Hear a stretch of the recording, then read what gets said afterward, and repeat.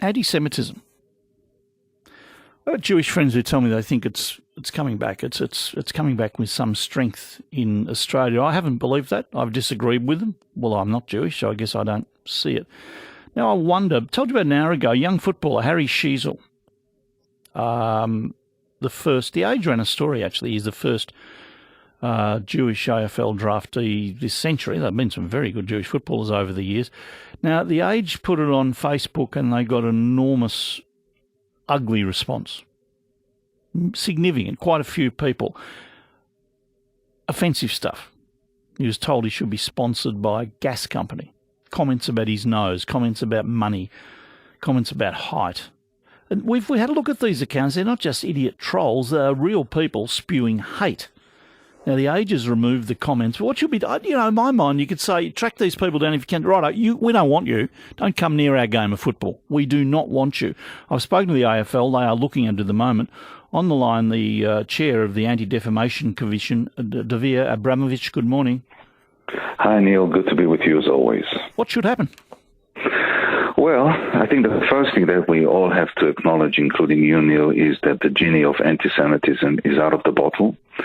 And, you know, the lid has been taken off the sewer. We've got people, as you said, who might be our neighbors, teachers, you know, people that we meet in the bank. They're pouring their anti-Semitic venom and poison at an 18-year-old who is simply seeking to play the game that he loves. And, you know, if you went into a store and you said such things, he'll be asked to leave. But unfortunately, the online sphere shelters the bigots and the anti-Semites. It encourages. Look, I think that every AFL club should now look at the member list. And if these trolls, if these bigots are members, they should be expelled. Each one of them, and you know they should be exposed because we can't provide a safe haven for such people. I wonder about the young man, Harry Sheezel. It's such an exciting time, could be drafted, big future ahead of him. You could excuse him if he looked at this and said, "Oh, why do I bother?"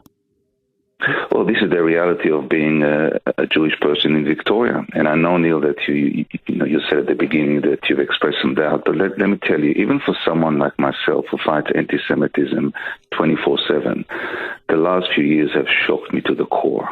Why? They have shocked me to the core. Why? And the whole state is becoming sour. I've talked about that before. Is it part of that, or is there something else going on that we're seeing a surge in anti-Semitism? Well, there is a troubling picture, and I am convinced more than ever that anti-Semitism is taking a firm hold and is creeping into our daily life and conduct in Victoria. And the climate for Victorian Jews and Australian Jews is growing increasingly hostile. Whether it is at schools, you know, I sat last week at the federal court at the Brighton Secondary College law case. And I heard shocking incidents of, you know, Heil Hitlers in classes, Jewish students having knives held to their throat, being beaten so badly they couldn't stand up. You have people walking in Camberwell and having Heil Hitler salutes. We are seeing it in the online sphere.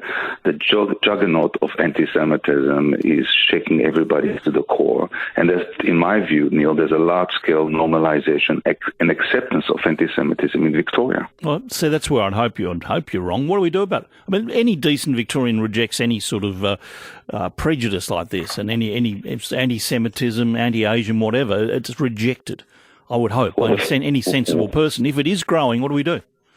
Well, I think the first thing is that we have to acknowledge that what we ignore, we empower.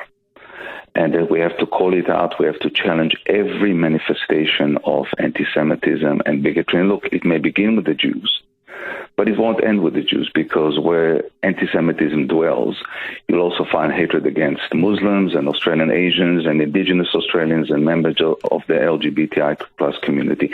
Anybody who seems to be different.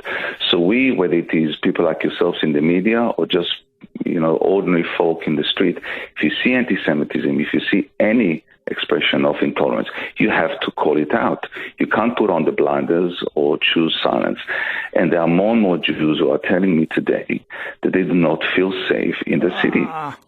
I've got Jewish friends who tell me they don't feel it's their country anymore. That really depresses. These are Australian, you know, second, third generation Australians. And there are Jews who are now wearing sports cap instead of wearing the yarmulke. Really? Because when they're walking down the streets and they hear steps behind them, they turn around. They're afraid. And this is happening more and more, Neil. And this is a societal stain that if we don't remove it, we'll get to the stage of the European Jews who feel that being a Jew is a liability. And I've called on the government time and again. They should convene, in my view, a roundtable to discuss this growing problem of anti-Jewish bigotry. Well, we get to a stage where Jews will feel that Melbourne is no longer the city that they grew up in. This is an ancient menace. It's ugly and it's dangerous. And I haven't even mentioned the white supremacists and the neo-Nazis who want to build an Auschwitz in Melbourne and want to push people like myself into the gas chambers. Oh, okay. Thank you, Dvir. I'll certainly support your idea for a round table with the new government and the federal government. Dvir Abramovich, Anti-Defamation Commission.